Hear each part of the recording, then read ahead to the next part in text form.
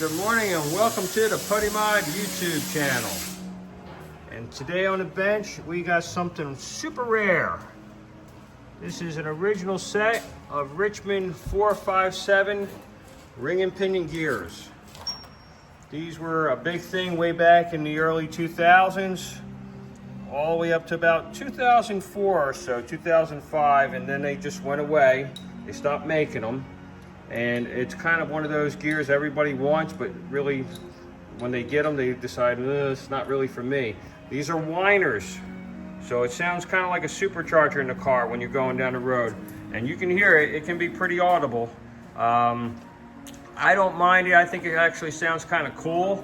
You know, a lot of people actually think you got like a rear mounted turbo or supercharger in the car, because you can hear it outside the car on some of these, depending on how they're set up, you know, depending on how the gear was cut originally from Richmond.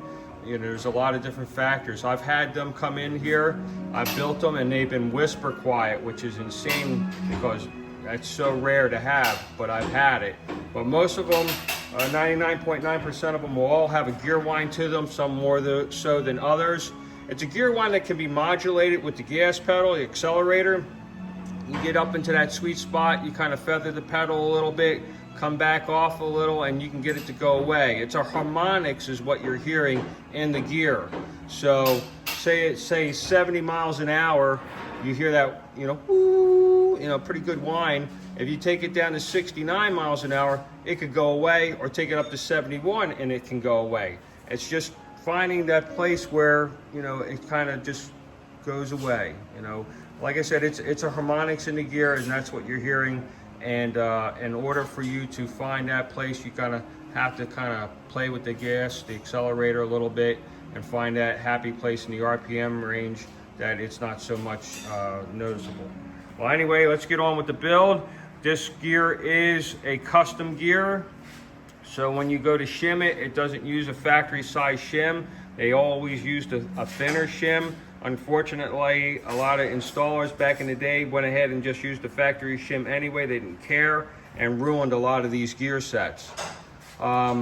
This rear is really, really nice. It's a special differential, really. This is an early 2000 car. It's a 2001, a low mileage, 48,000 miles on the car. And it's immaculate. It really came out super nice. There's the original cover,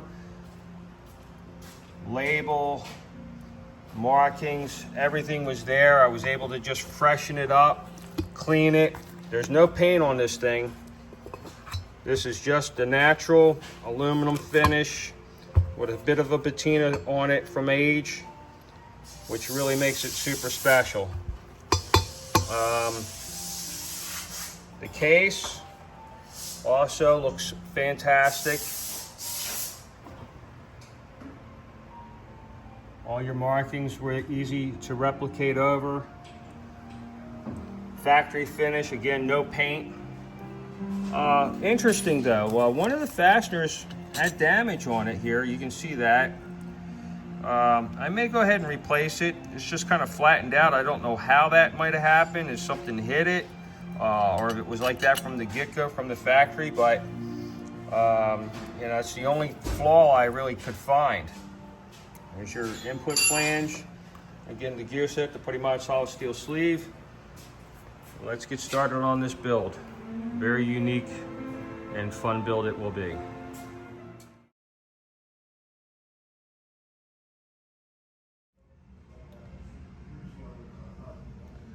This is a Brown and Sharp grinder. This is how we achieve the perfect shim size for that 457 Richmond gear build.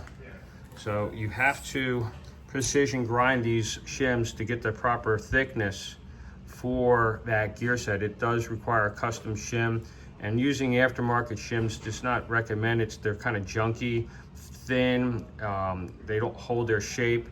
This is a good hardened shim. It's got the proper taper on it and everything, and that's what you want to use.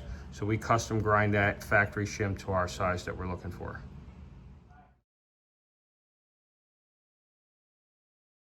Baby kitty. Oh, baby kitty. Yeah, shop kitty. All right, shop kitty, I gotta get busy. All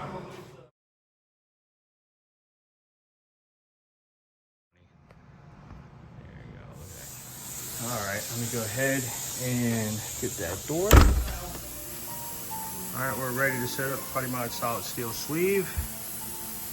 We got our new nut and washer. Everything's lubricated, ready to go. On these 457s, you want to use Honda Bond on that spline because this spline is not tapered like the factory spline is tapered, so it has a tendency to leak. So you use a little bit of that sealant on it, and you should assure yourself of a problem-free and leak-free situation.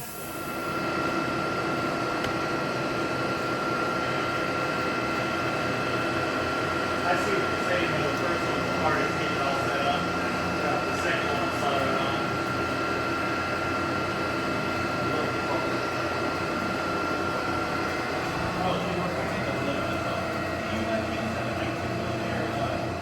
Alright, we are back with the backlash, and we are set between 7.5 and 8.5 thousandths. Right here we're at 8 thousandths. So we're very consistent around the gear within 1/1000ths, which is well within acceptable parameters, especially on an aftermarket gear set. I took a lot of time getting this thing balanced out so I could set it this tight. Richmond calls between an 8 and 10 thousandths backlash. Most times you have to go to that extreme 10 thousandths or more because they make a lot of noise here on the bench. This one was really, really good. I got it to be set tight like this with minimal noise. You know, these gears are whiners, as I said earlier in the video. They're pretty hardcore. There's only 7 pinion teeth. So this is definitely an aggressive gear set. What you burning, dude? A little bit of coil over. Oh God, I in there. Is that 240? Yeah, it's for 240.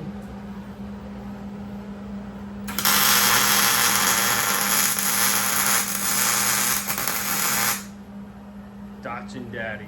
Burning in a set of coil.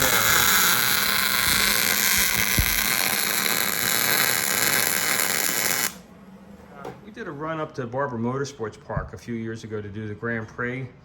And I had just gotten the tune done at LHT on the S2000. I had a VAFC 2 set up on the dash.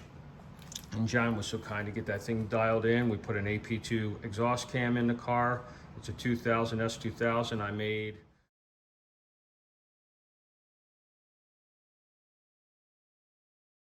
Horsepower at the rear wheels, which was, you know, I think still could be a record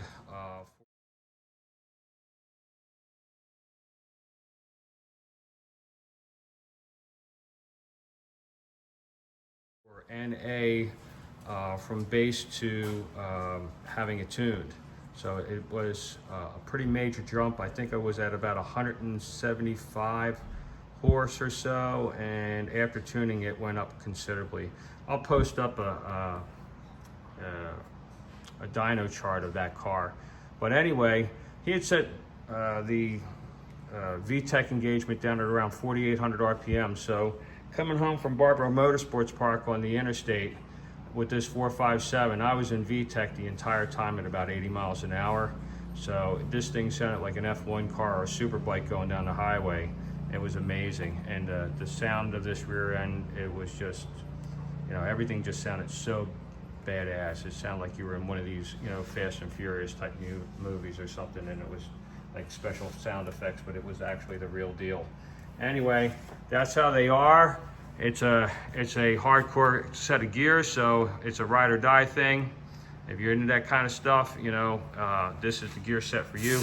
Extremely hard to get. I've got, you know, 2 sets of them. They've already been spoken for, and I've only had these 2 in probably 5 years now, 6 years. It's been that long since I've had another set here in the shop.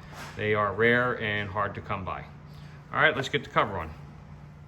All right, we're in the process of getting this cover buttoned up here, and this was the only one that was kind of messed up a little bit. So I'm gonna go ahead and replace it with this one, and it looks really good.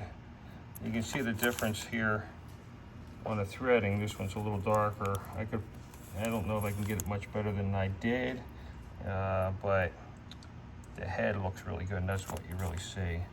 So that's gonna definitely be better than what was on here. So we'll take care of that. And there you go with stub axles.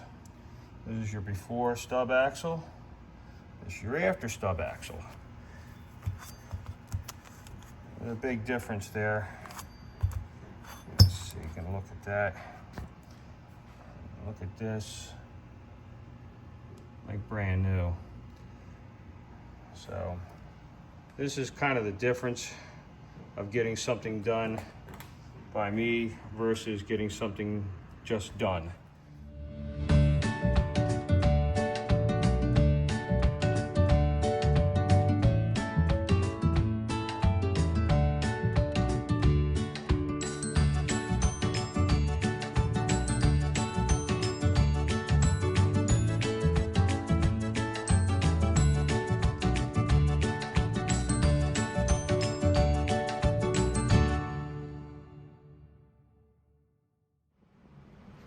We're going to go ahead and turn this thing on the bench so you can hear it.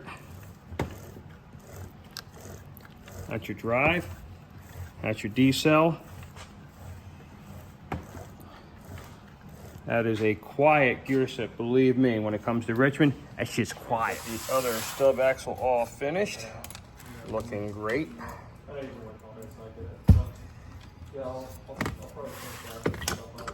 Really nice. Covers on.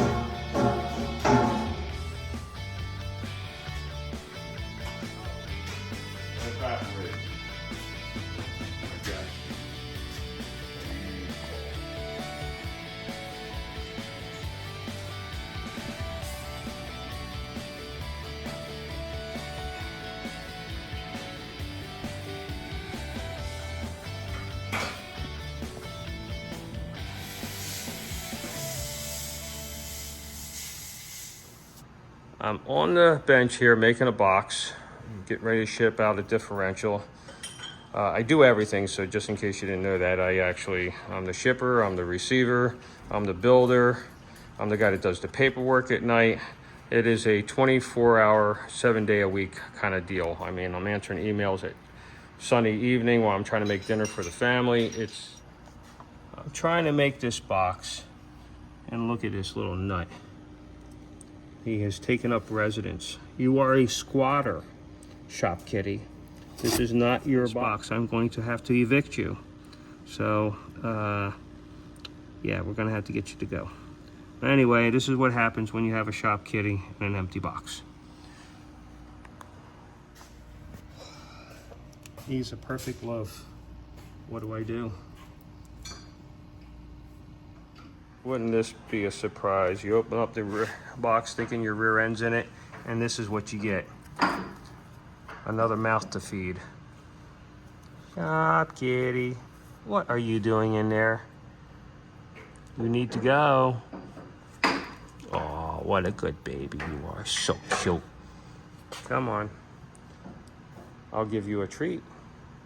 Would you like a treat? All right, we'll get you out with a treat.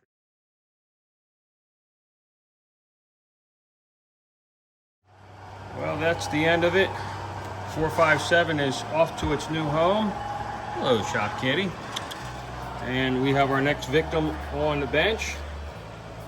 Today's episode is sponsored by me. I bought the Dunkin' Donuts coffee today.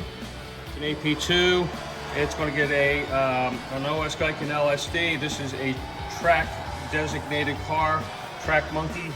Please subscribe. Please make comments. Tell a friend. Hit the like button. Yeah, there you go. Hit the like button, all that good stuff. Thanks for watching.